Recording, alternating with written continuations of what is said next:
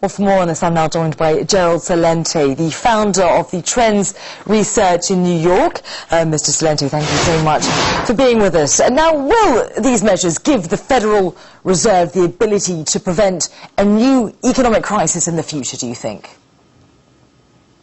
Well, no, they won't. We have to realize that the Federal Reserve is actually behind the reasons why the crisis occurred in the first place. Tracking trends is an understanding of where we are, how we got here, and where we're going.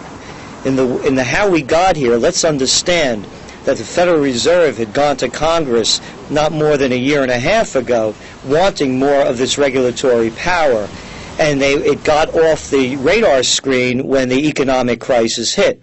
Secondly, the Federal Reserve, if you go back to March of 2000 when the dot-com crash happened, rather than letting Wall Street take its losses and the speculators lick their $5 trillion worth of wounds, what the Federal Reserve did was they lowered interest rates to 46-year lows. And they created the speculative bubble that was the real estate bubble, the leveraged buyout bubble, and the merger and acquisition bubble. So what's happening is the Federal Reserve, and by the way, the Federal Reserve is no more federal than Federal Express. It's a private company. What they're doing is these are the people that caused the problem are now being asked to fix it. It's an illusion.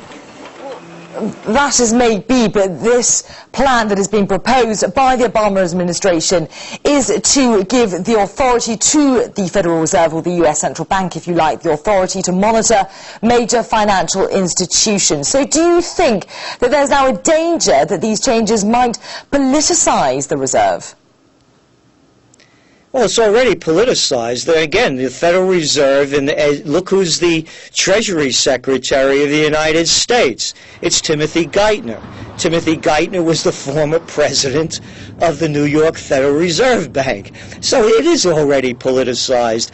Washington is Wall Street and Wall Street is Washington. It's an illusion that there's any difference. And again, the Federal Reserve, by lowering interest rates, created the problem.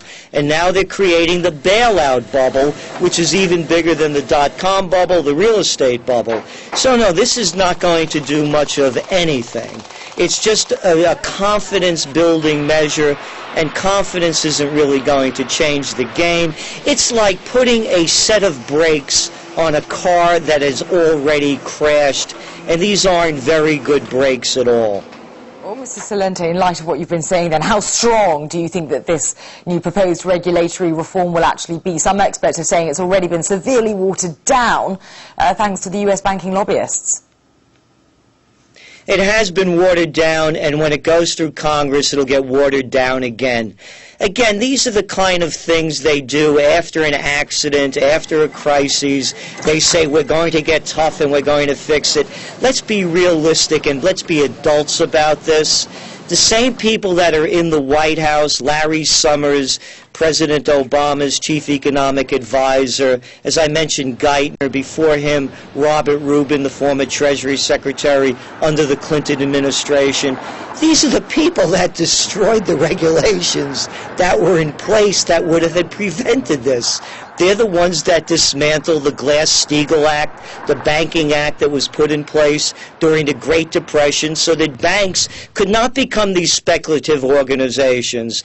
Under the Robert Rubin, and which Timothy Geithner was part of, and Larry Summers as well, they deregulated the equity markets to allow these toxic instruments to be floated across the world. So to think that this has any kind of power or lasting power is fiction. Well, Mr. Celente, nonetheless, these men have won the right to sit in Congress, and I gather from what you're saying you do expect the bill to be even more diluted once it goes through Congress. What kind of changes do you expect to see to the bill as it goes through that process? The equities market speculators will get more of what they want, less regulation. It's really not going to make any difference because the greatest depression is underway.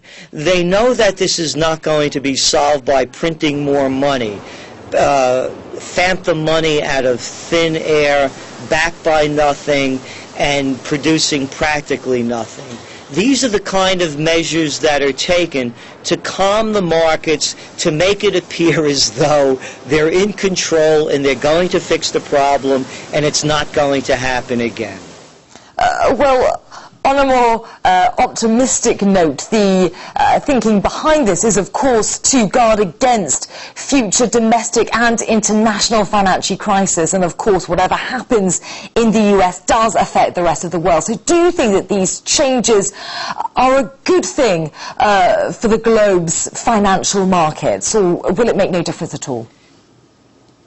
It won't make any difference. It's not a question about being optimistic or pessimistic. It's a question of what is. And the what is that the prime entity behind the crisis is the Federal Reserve System by injecting tens of trillions of dollars of phantom money backed by nothing created out of thin air. Again, they're the ones that created these bubbles. The real estate bubble, the dot-com bubble, and now the bailout bubble. So none of this is going to mean anything in solving the crisis, and in fact not preventing a further crisis, because now the Federal Reserve will really be more entrenched into the system, and it's unimaginable that they can be more than they are now, but they will be. Okay, Mr. Gerald Celente from the Trends Research Institute in New York.